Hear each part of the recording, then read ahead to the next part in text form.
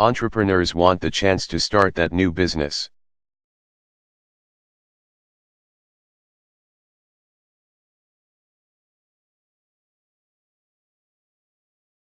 And people everywhere want to be treated with the respect to which every human being is entitled.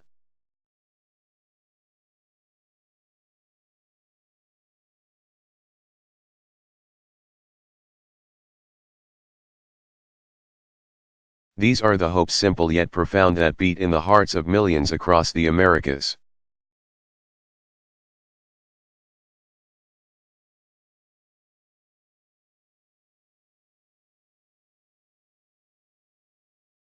But if we're honest, we'll also admit that these dreams are still beyond the reach of too many.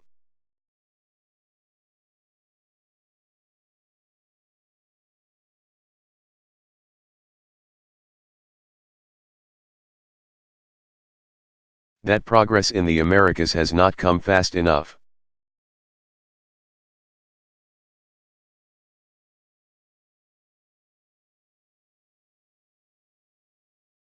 Not for the millions who endure the injustice of extreme poverty.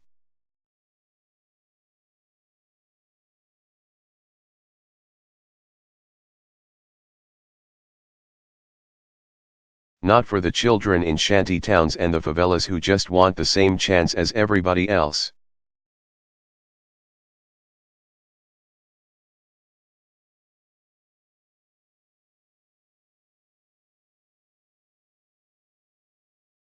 Not for the communities that are caught in the brutal grips of cartels and gangs.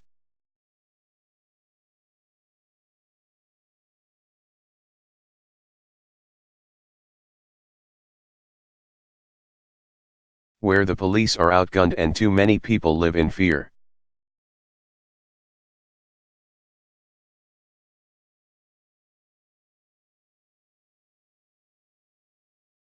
And despite this region's democratic progress, stark inequalities endure.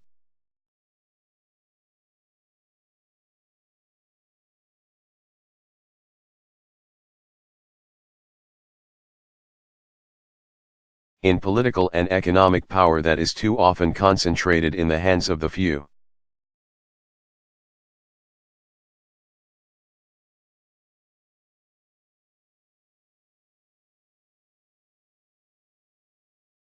Instead of serving the many.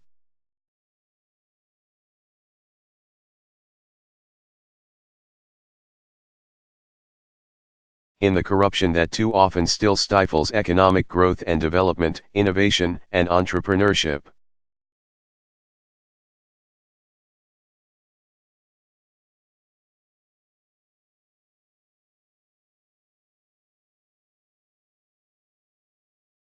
And in some leaders who cling to bankrupt ideologies to justify their own power and who seek to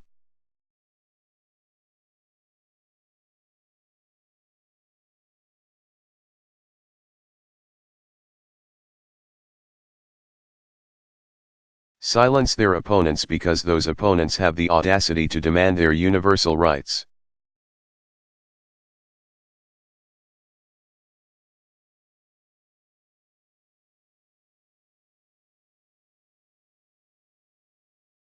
These, too, are realities that we must face.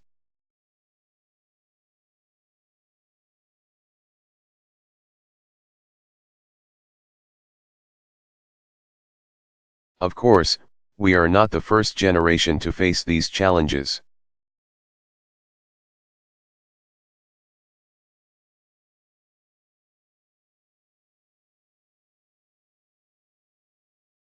"50 years ago this month, President John F.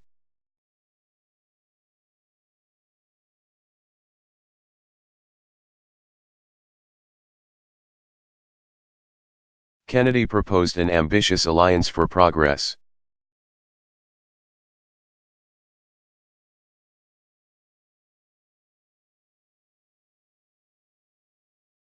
It was, even by today's standards,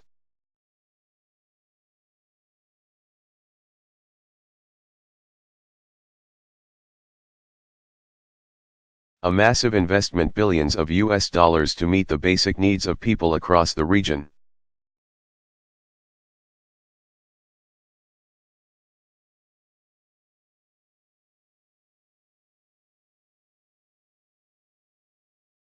Such a program was right, it was appropriate for that era.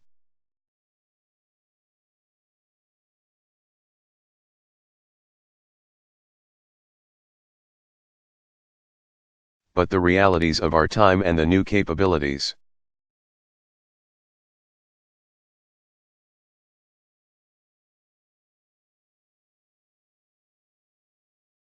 And confidence of Latin America demands something different.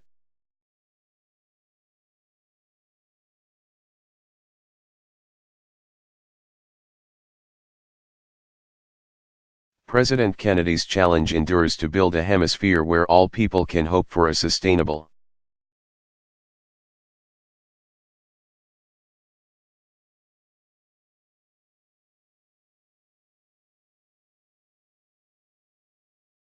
suitable standard of living, and all can live out their lives in dignity and in freedom.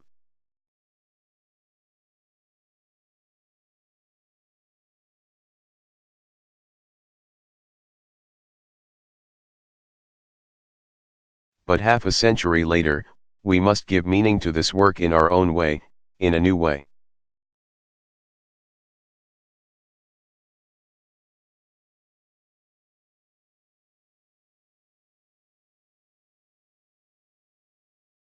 I believe that in the Americas today,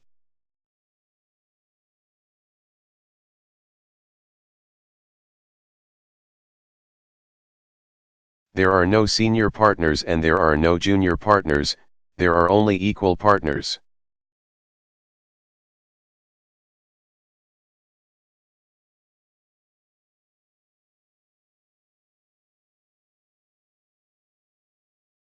Of course, equal partnerships, in turn, demands a sense of shared responsibility.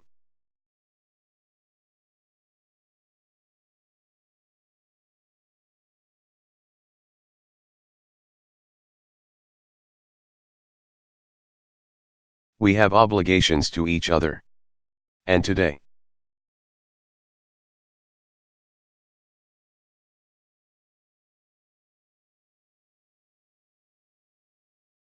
the United States is working with the nations of this hemisphere to meet our responsibilities in several key areas.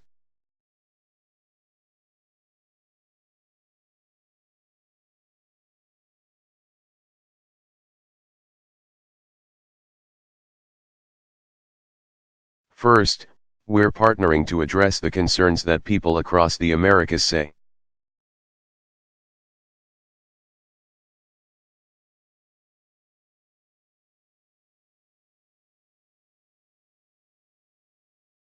They worry about the most, and that's the security of their families and communities.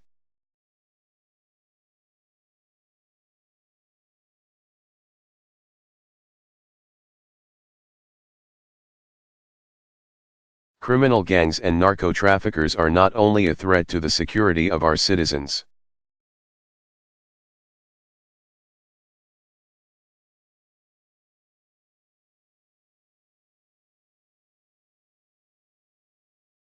They're a threat to development, because they scare away investment that economies need to prosper.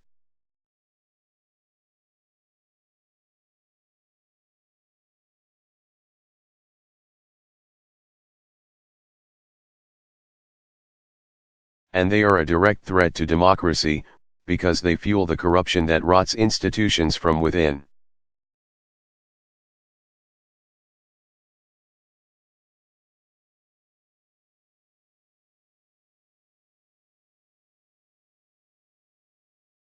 So with our partners from Colombia to Mexico and new regional initiatives in Central America and the Caribbean,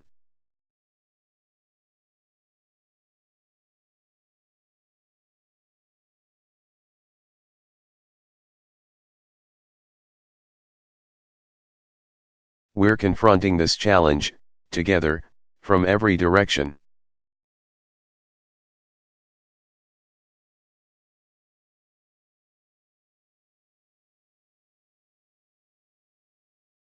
We've increased our support, the equipment, training, and technologies that security forces.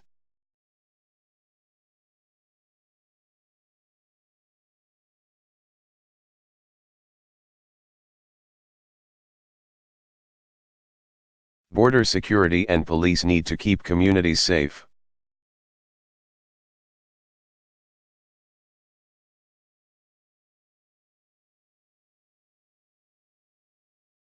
We're improving coordination and sharing more information so that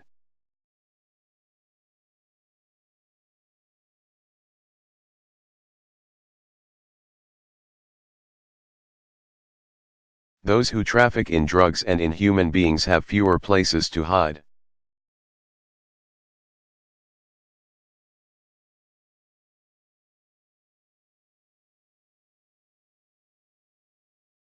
And we're putting unprecedented pressure on cartel finances, including in the United States.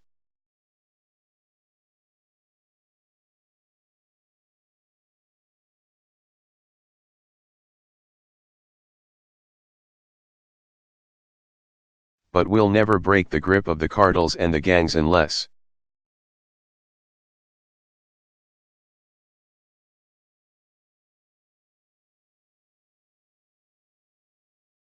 we also address the social and economic forces that fuel criminality.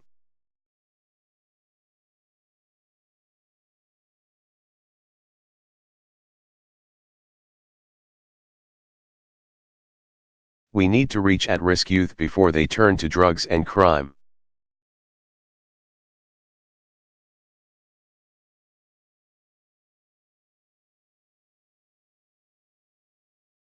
So we're joining with partners across the Americas to expand community-based policing.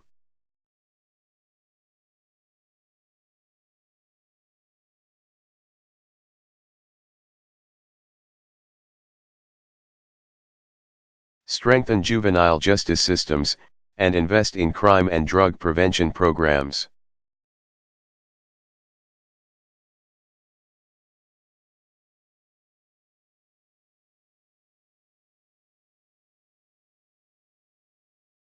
As the nations of Central America develop a new regional security strategy,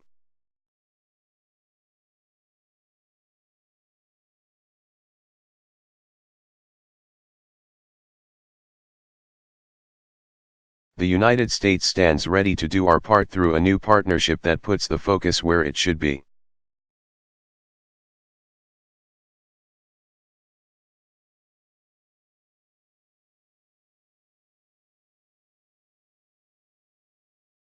On the security of citizens.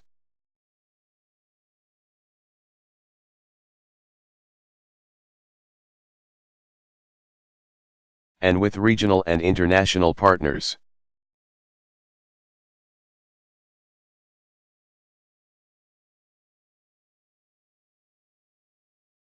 We'll make sure our support is not just well-intentioned, but is well coordinated and well spent.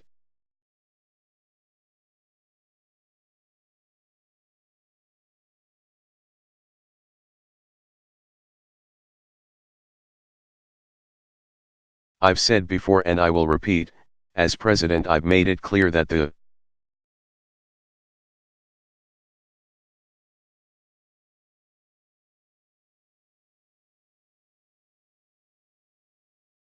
United States shares and accepts our share of responsibility for drug violence.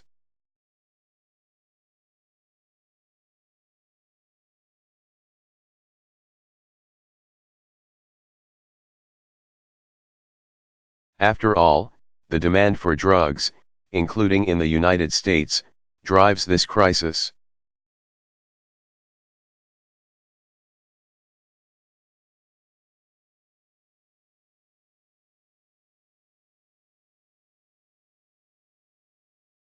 And that's why we've developed a new drug control strategy that focused on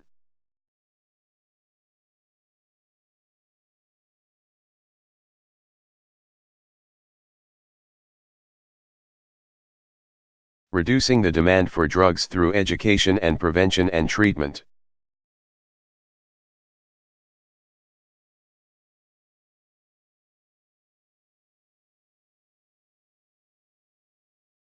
We're also doing more to stem the southbound flow of guns into the region.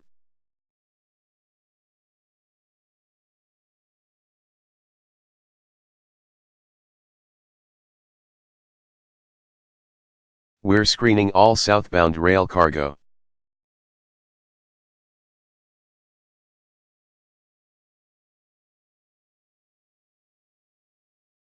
We're seizing many more guns bound for Mexico, and we're putting more gun runners behind bars.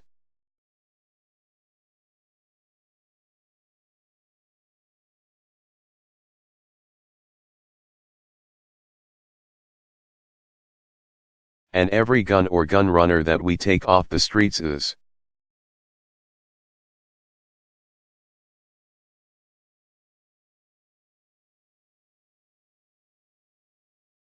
one less threat to the families and communities of the Americas.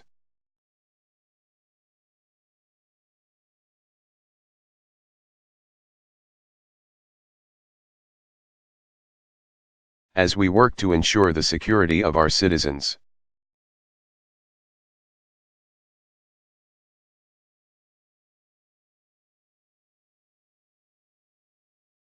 We're partnering in a second area, and that's promoting prosperity and opportunity.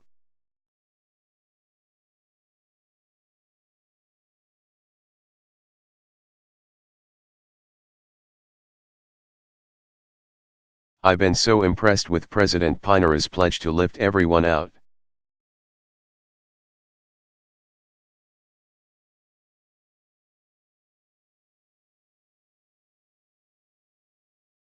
Of extreme poverty by 2020. That's an ambitious goal and an appropriate goal.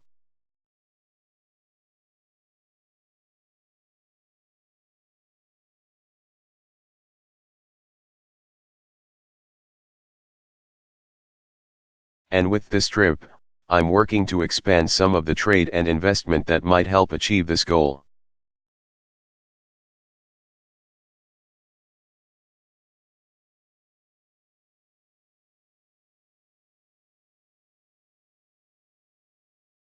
Across the region, we're moving ahead with open skies.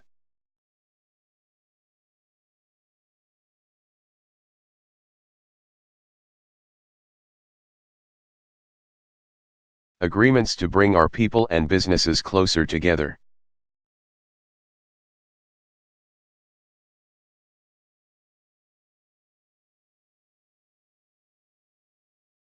We're moving forward with our Trans-Pacific Partnership, which includes Chile and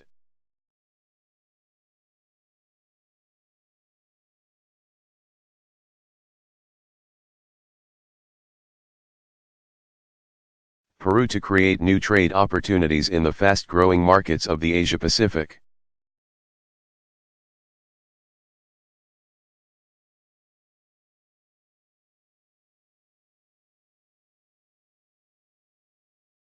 And as I've directed, my administration has intensified our efforts to move forward on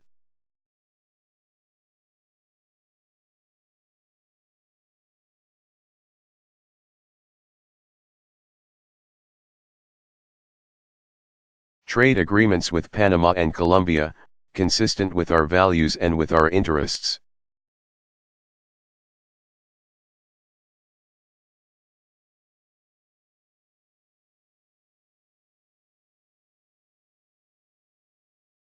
We're also encouraging the next generation of businesses and entrepreneurs.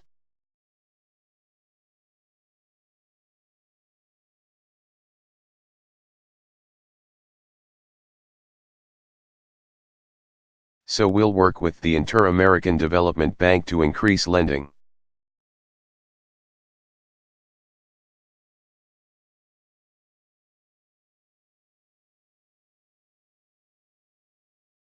We've expanded credit under a new microfinance growth fund for the Americas.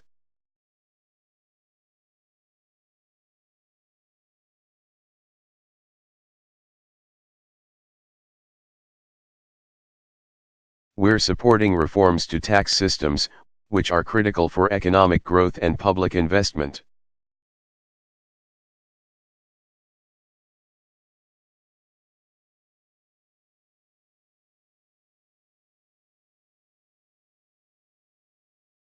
We're creating new pathways to prosperity: microcredit, entrepreneurship training for those who must share in economic growth.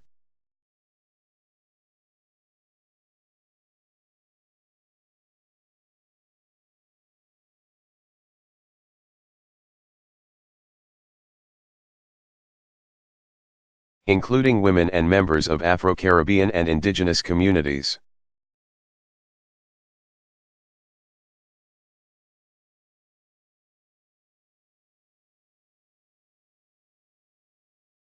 And we're coming together, as a hemisphere.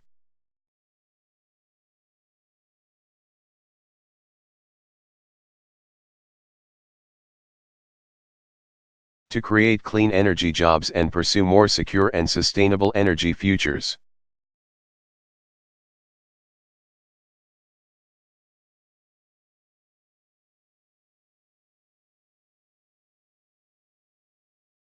And if anybody doubts the urgency of climate change,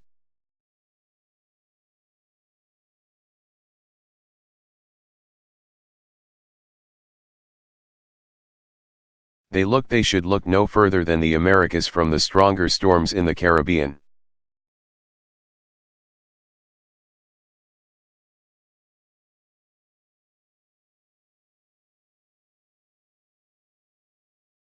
To glacier melt in the Andes, to the loss of forests and farmland across the region.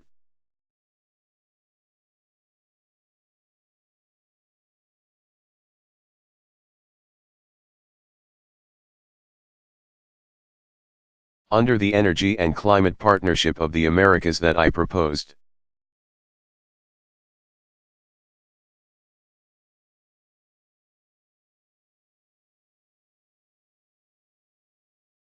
Countries have stepped forward, each providing leadership and expertise.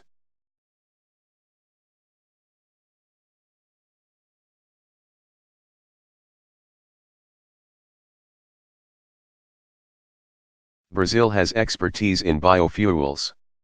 Chile in geothermal. Mexico on energy efficiency.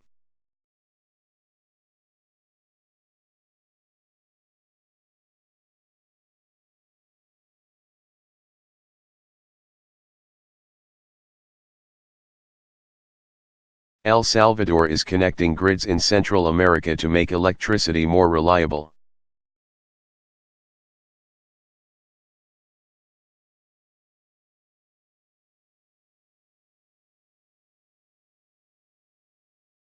These are exactly the kind of partnerships that we need neighbors joining.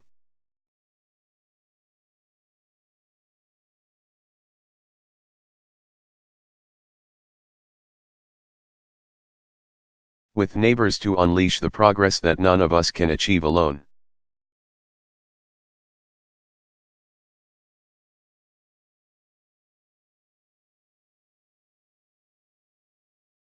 It's the same philosophy behind two additional initiatives that I'm announcing today.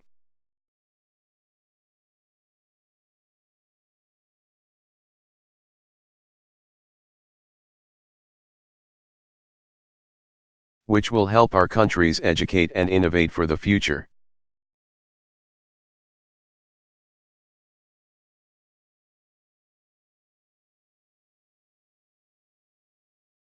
First, we're launching a new initiative to harness the power of social media and online networks to help students.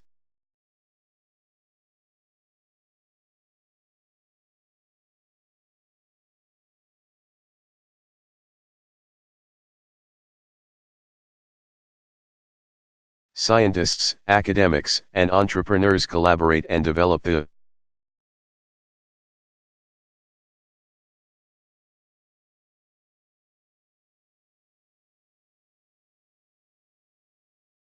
new ideas and products that will keep America the Americas competitive in a global economy.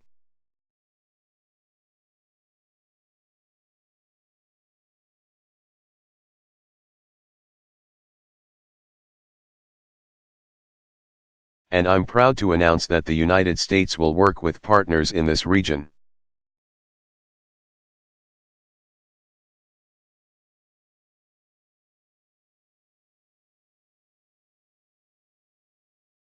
Including the private sector, to increase the number of U.S.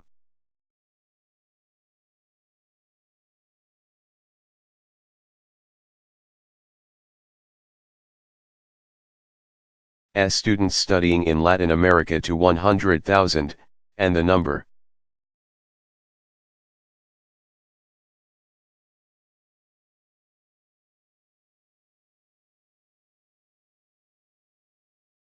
of Latin America students studying in the United States to 100,000.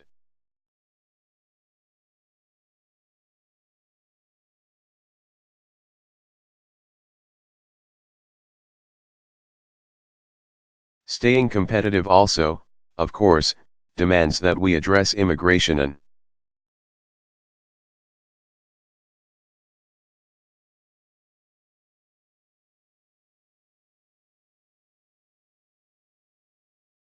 issue that evokes great passions in the United States as well as in the Americas.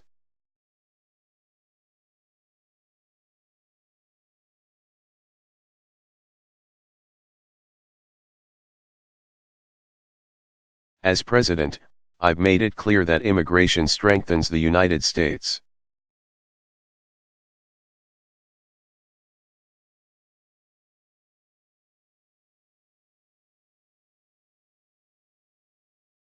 We are a nation of immigrants, which is why I have consistently spoken out against anti-immigrant sentiment.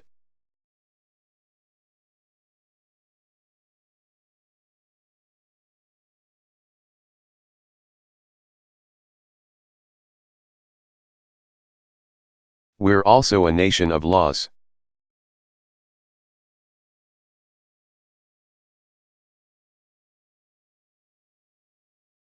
Which is why I will not waver in my determination to fix our broken immigration system.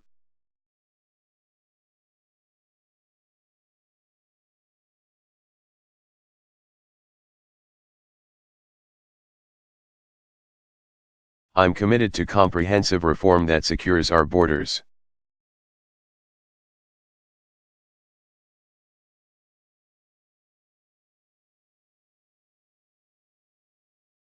Enforces our laws and addresses the millions of undocumented workers who are living in the shadows of the United States.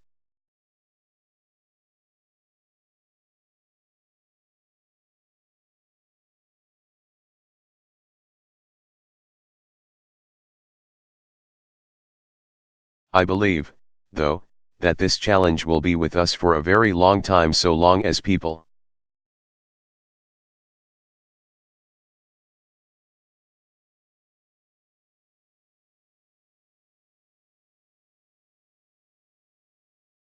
believe that the only way to provide for their families is to leave their families and head north.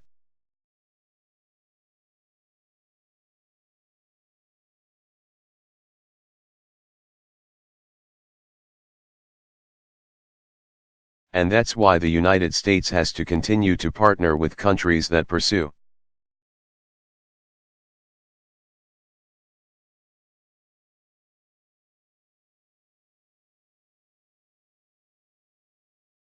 the broad-based economic growth that gives people and nations a path out of poverty.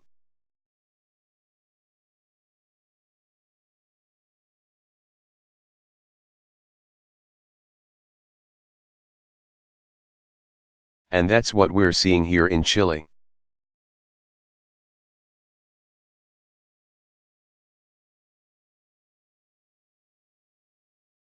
As part of our new approach to development, we're working with partners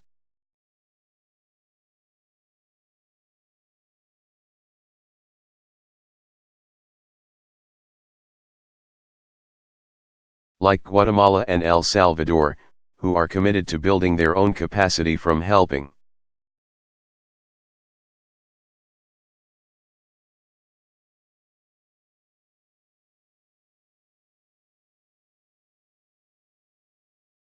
Farmers improve crop yields to helping healthcare systems to deliver better care.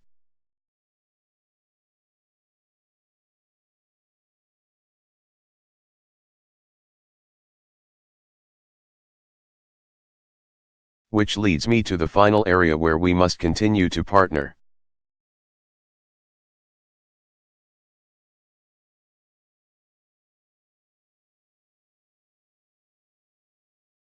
And that's strengthening democracy and human rights.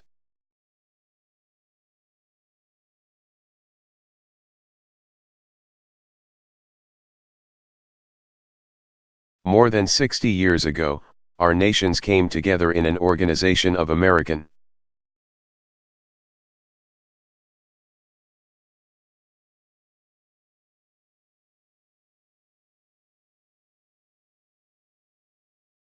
states and declared, and I quote, that representative democracy is an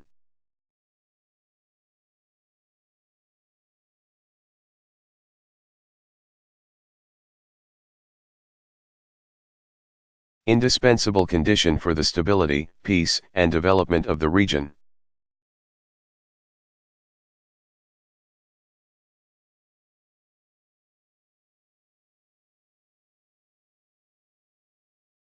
A decade ago, we reaffirmed this principle.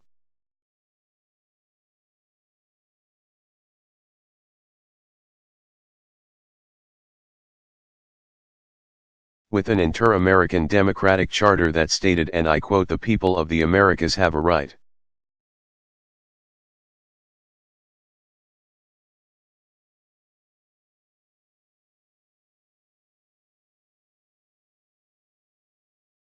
to democracy, and their governments have an obligation to promote and defend it.